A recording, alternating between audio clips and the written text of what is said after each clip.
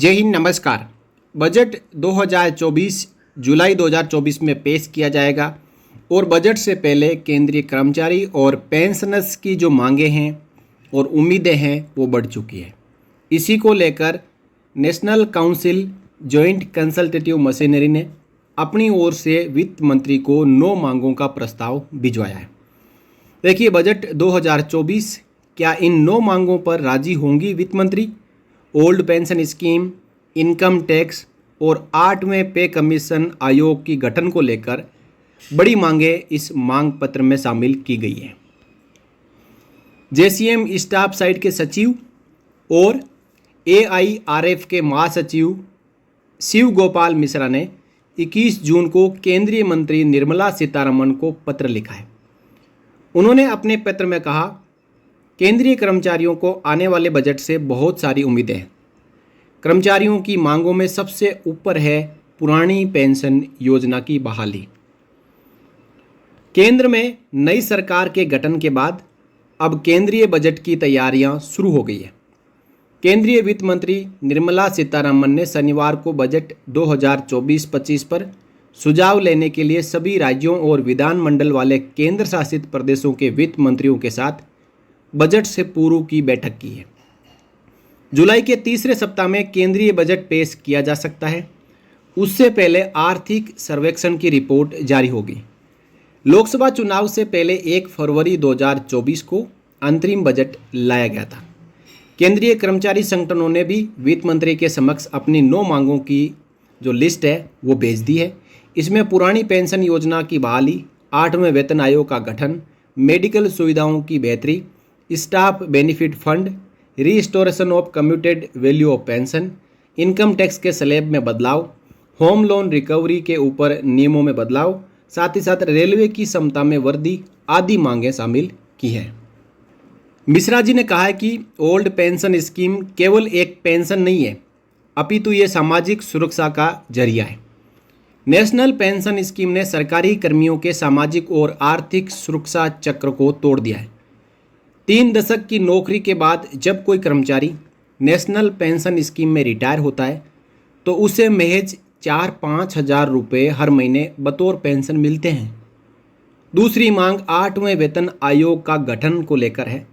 7वां वेतन आयोग 1 जनवरी 2016 से लागू हुआ था। इससे पहले हर 10 साल में वेतन आयोग गठित होते रहे हैं। अब डीए 50% के पार चला गया है।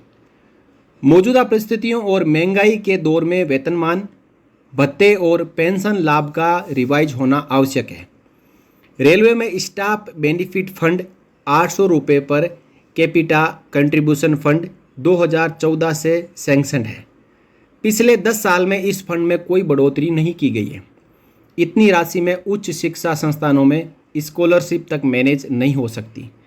प्राकृतिक आपदाओं के चलते स्टाफ को वित्तीय परेशानियां झेलनी पड़ती है।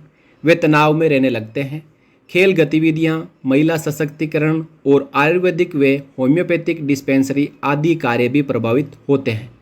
ऐसे में रेलवे कर्मियों की मांग है कि स्टाफ बेनिफिट फंड में इतनी वृद्धि की जाए जिससे उक्त जरूरतों को पूरा किया जा सके। अधिकांश कर्मचारी अपनी रिटायरमेंट पर कम्यूटेशन ऑफ पेंशन का विकल्प चुनते हैं। मौजूदा समय में कम्यूटेशन ऑफ पेंशन को रीस्टोर करने की अवधि 15 साल है। वर्तमान समय की परिस्थितियों के अनुसार इस अवधि को घटाकर 12 साल किया जाना चाहिए। इन मांगों के साथ साथ केंद्र सरकार के सभी कर्मचारी इनकम टैक्स स्लैब में कवर होते हैं। उन्हें वित्तीय दिक्कतों के बावजूद ये भार उठाना पड़ता है। केंद्रीय बजट में कर्मचारियों को राहत देने के मकसद से इनकम टैक्स स्लैब को औचित्यपूर्ण बनाया जाए। नए टैक्स ढांचे में स्टैंडर्ड डिडक्शन, 80C के तहत डिडक्शन और अन्य छूट प्रावधान कर कर्मचारियों को सेविंग के लिए प्रोत्साहित किया जाए। ये कदम सरकार के लिए भी लाभप्रद होता है। इससे सरकार के बड़े इंफ्रास्ट्रक्चर प्लान को गति मिलेगी। रिटायरमेंट के बाद पेंशन पर भी टैक्स लगता है। बुढ़ापे में मेडिकल का खर्च इतना ज़्यादा हो जाता है कि सारी पेंशन उसी पे खर्च हो जाती है।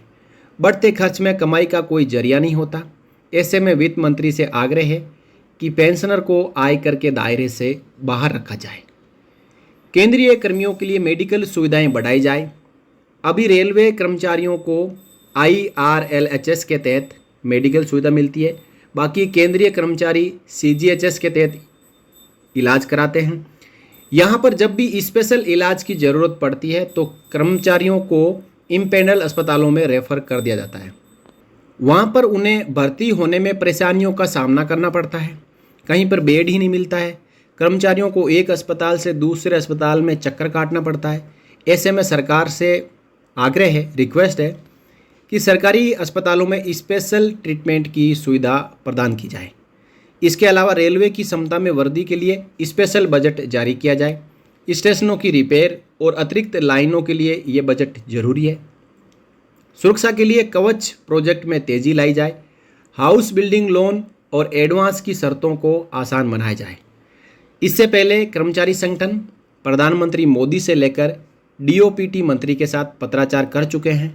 पुरानी पेंशन योजना की बहाली के लिए गठित national joint council of action के संयोजक JCM स्टाफ साइड के सचिव और AIRF के महासचिव शिव गोपाल मिश्रा ने जून के पहले सप्ताह में कैबिनेट सेक्रेटरी और चेयरमैन नेशनल काउंसिल JCM को लिखे अपने पत्र में कई बातें लिखी हैं।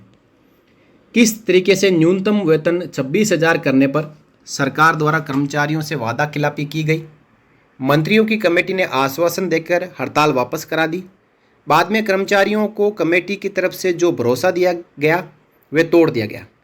अतीत के कई प्रसंगों की याद दिलाते हुए मिश्रा ने कैबिनेट सचिव से आग्रह किया कि अविलंब 8वें वेतन आयोग का गठन किया जाए। National joint council of action के संयोजक मिश्रा ने कहा कि पुरानी पेंशन बहाली और केंद्रीय कर्मियों के दूसरे मुद्दों पर कोई भी अंतिम निर्णय लेने से पहले सरकार द्वारा कर्मचारी संगठनों से विचार विमर्श किया जाए। कर्मचारी केवल ओल्ड पेंशन स्कीम की बहाली चाहते हैं। मिश्रा जी ने अपने पत्र में लिखा, लगभग 10 लाख रिक्तियों के साथ केंद्र सरकार के कर्मचारियों की संख्या पिछले दशक से कम होती जा रही है। मौजूदा कर्मचारियों पर कामकाज का भारी दबाव है। वर्ष 2020-21 के दौरान केंद्र सरकार के कर्मचारियों के वेतन और भत्ते का वास्तविक व्यय कुल राजस्व का 7.29% ही है। पेंशन भोगियों के संबंध में पेंशन पर वास्तविक व्यय कुल राजस्व का केवल 4% है। पूर्व के वेतन आयोग द्वारा ये सिफारिश भी की गई थी कि मैट्रिक्स की 10 साल की लंबी अवधि की प्रतीक्षा किए बिना समय समय पर इसकी समीक्षा की जा सकती है। इसकी समीक्षा और संशोधन आइक्रोड फॉर्मूले के आधार पर भी किया जा सकता है। लेकिन सरकार ने इन पुराने पेंशन कमीशन में जो रिकमेंडेशन थी उसको अभी तक नहीं माना है। और एक तरफ जहां DADR 50% पहुंच चुका है और 1 जनवरी 2026 से 8वें वेतन आयोग को लागू करने की जो समय सीमा है, तो इस समय सीमा पर यानी 1 जनवरी 2026 से ही 8वां वेतन आयोग लागू हो और कर्मचारियों और पेंशनर्स को उनको बढ़ा हुआ हक मिले, इसके लिए मिश्रा जी ने केंद्र सरकार को अलर्ट कर दिया है।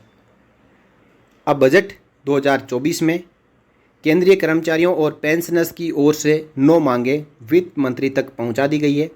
इन 9 मांगों के ऊपर वित्त मंत्री द्वारा कितना काम किया जाता है, किन किन मांगों को शामिल किया जाता है, वो जब बजट की घोषणा होगी तभी पता चलेगा।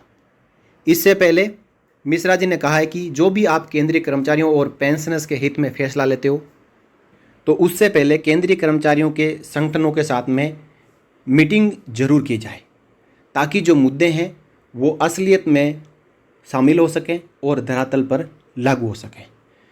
दोस्तों, इन 9 मांगों के समर्थन में आप इस वीडियो को ज़्यादा से ज़्यादा शेयर करें, ताकि हमारे जितने भी केंद्रीय कर्मचारी और पेंशनर्स हैं उनको भी उनसे जुड़ी हुई मांगों के बारे में पता चल सके और वो भी कहीं ना कहीं अपनी मांग को आगे अपने लेवल पर उठा सके। इस वीडियो में इतना ही दोस्तों, फिर मिलेंगे नई वीडियो में नई जानकारी के साथ। तब तक के लिए जय हिंद।